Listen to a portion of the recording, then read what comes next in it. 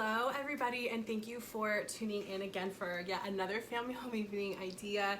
For those of you who are watching again, welcome and thank you so much for watching and sharing these videos. I have a lot of people share them and I just really appreciate that.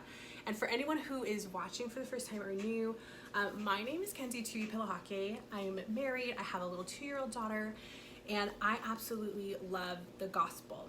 And I love sharing different experiences or testimonies that I have or perspective on things that happen in my life.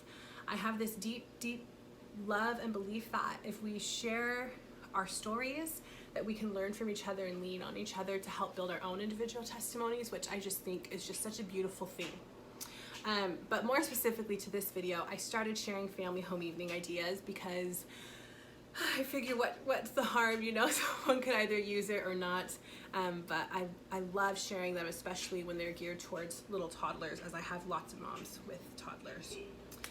So this one's going to be our Easter one, and we'll go ahead and jump right into it. It's a very easy one.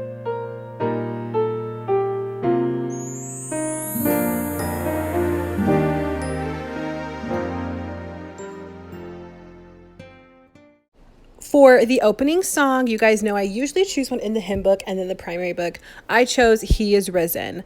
I liked it because it is what we wrote on the egg, but also as we get to sing it, we can break down the words for Molly so she can understand why we wrote that on the eggs that I'm going to show you guys in just a second.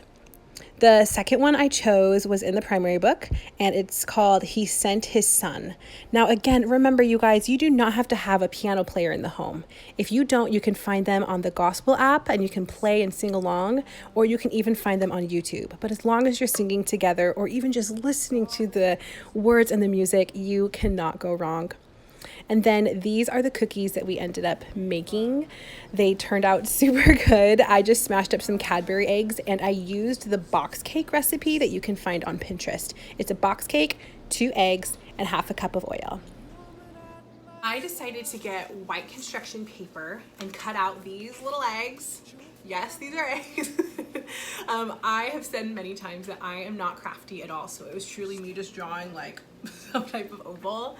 And I decided to write He is Risen. I think I'm gonna have to get close. There you go. He is risen. And of course, I'm talking about the Savior and what we believe is the true meaning of Easter. But I decided to kind of tie them into one thing because my little daughter definitely knows that Easter is, she knows like about the eggs, right? The colored eggs, the chickies, the Easter bunny is very big in our home.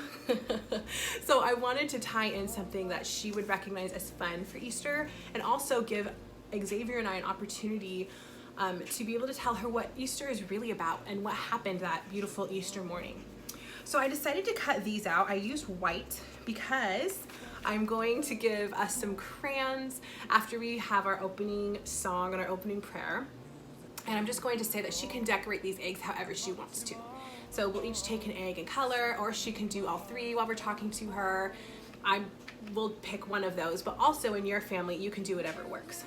I chose 3 because early this morning, I told Xavier and Molly to have a prayer in their heart of who we can deliver an Easter treat to.